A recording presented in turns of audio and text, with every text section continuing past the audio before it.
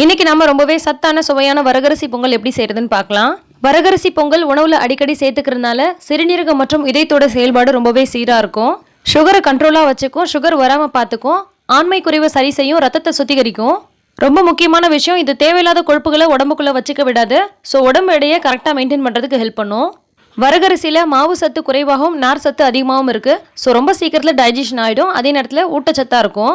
இதில் பொங்கல் பண்ணால் ரொம்ப டேஸ்ட்டாக இருக்கும், எல்லாருக்குமே பிடிக்கும். ஸோ எப்படி செய்கிறதுன்னு பார்க்கலாம்.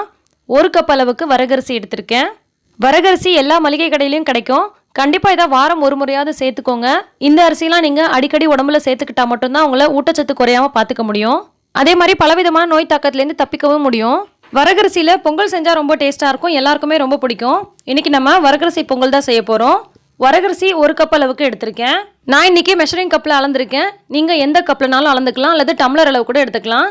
1 கப் அளவுக்கு வரகரிசி எடுக்கிறீங்கன்னா 1/2 கப் அளவுக்கு வறுத்த பாசிப்பயிறு சேர்த்துக்கோங்க.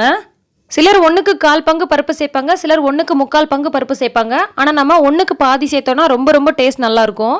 அதுவும் நீங்கள் பாசிப்பருப்பை அப்படியே சேர்க்காம வறுத்து விட்டு செய்யும் போது டேஸ்ட் ரொம்ப ரொம்ப நல்லாயிருக்கும். இப்போது ரெண்டுத்தையும் சேர்த்துட்டு நல்லா ஒரு 3-4 தடவை வாஷ் பண்ணிவிட்டு இதில் நம்ம 5 கப் அளவுக்கு தண்ணி சேர்க்க போகிறோம். 1 கப் அளவு அரிசிக்கு 4 கப் அளவுக்கு தண்ணியும், 1/2 கப் அளவு பாசிப்பருப்புக்கு 1 கப் அளவு தண்ணியும் சேர்த்துட்டு, ஸோ நமக்கு 1/2 கப் அளவு அரிசி பருப்பு சேர்ந்து வந்துச்சு. ஸோ 5 கப் அளவுக்கு நம்ம தண்ணி சேர்த்துக்கலாம். இது ரொம்பவே சரியான அளவாக இருக்கும். கூட தேவையான அளவுக்கு உப்பு சேர்த்துக்கலாம்.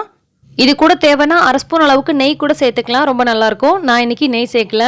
இப்போ நம்ம குக்கரோட மூடியை மூடிட்டு இதை நம்ம அப்படியே எடுத்து ஸ்டவ்வில் வச்சுட்டு ஒரு 3 விசில் விட்டுக்கலாம்.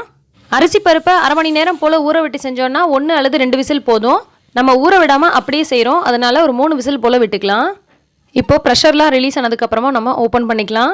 பாருங்கள், பர்ஃபெக்டாக வந்திருக்கு பொங்கல். நல்லா அந்த அரிசி நெத்து நெத்தாக இல்லாமல் ரொம்ப குழஞ்சு போன மாதிரியும் இல்லாமல் ரொம்பவே நல்லா இருக்குது.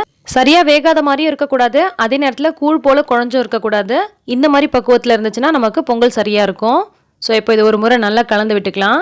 நம்ம பாரம்பரிய உணவில் வரகு ரொம்பவே முக்கியமான இடத்துல இருக்குது. இதெல்லாம் நம்ம உணவில் சேர்த்துக்கிட்டோன்னு சொன்னால் நமக்கு எந்த விதமான நோய் தாக்கமும் ஏற்படாது. இதெல்லாம் சும்மா பேருக்கு இல்லைங்க, இதில் அவ்வளோ ஊட்டச்சத்துக்கள் நிறைந்ததாக இருக்குது. இப்போ நம்ம ஒரு கடாயில் நெய் ஊற்றி கொஞ்சம் போல் மிளகு, சீரகம், முந்திரி, கருவேப்பிலையெல்லாம் தாளித்து இது கூட கொட்டி நல்லா கலந்துக்கலாம். ரொம்ப ரொம்ப வாசமாக ரொம்ப ரொம்ப டேஸ்ட்டாக இருக்கும். சுகர் இருக்கிறவங்க, பிபி இருக்கிறவங்க, வெயிட் லாஸ் பண்ணணும்னு நினைக்கிறவங்க, அதே மாதிரி மலச்சிக்கல் இருக்கிறவங்க, யூரின் சரியாக போக மாட்டேங்குதுன்னு சொல்கிறவங்களாம் இதை கண்டிப்பாக வாரத்தில் 1 அல்லது 2 முறை சேர்த்துக்கோங்க. நம்ம சாப்பிடக்கூடிய எல்லா உணவுகள்லையுமே நார் சத்து அதிகமாக இருக்கணும், மாவு சத்து கம்மியாக இருக்கணும். அதுதான் உடம்புக்கு ரொம்ப நல்லது. அந்த வகையில் வரகு பார்த்தீங்கன்னா நார் சத்து ரொம்ப ரொம்ப அதிகமாக இருக்குது, மாவு சத்து ரொம்ப ரொம்ப குறைவான அளவில் இருக்குது. ஸோ சத்தான பொருளை முடிஞ்ச வரைக்கும் டேஸ்ட்டாக சமைச்சு கொடுத்தீங்கன்னா எல்லாருமே விரும்பி சாப்பிடுவாங்க. அந்த வகையில் சுவையான ஆரோக்கியமான இந்த வரகு பொங்கல் உங்களுக்கு ரொம்பவே பிடிச்சிருக்கும்னு நினைக்கிறேன். பிடிச்சிருந்தா லைக் பண்ணி ஷேர் பண்ணுங்கள். எல்லா புகழும் இறைவனுக்கே. நன்றி.